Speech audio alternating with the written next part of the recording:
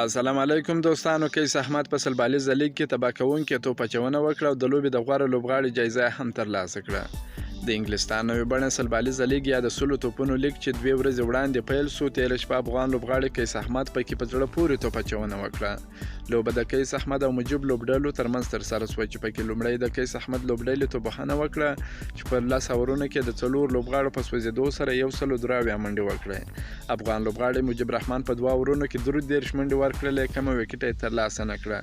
د مجيب اړوند لوبډلې د ټاکل شوي هدف په تعقیب په 10 اورونو کې د 7 لوبغاړو په سوځېدو سره 188 منډې وکړې. لوبه د 5 منډو په توپیر وبایلل.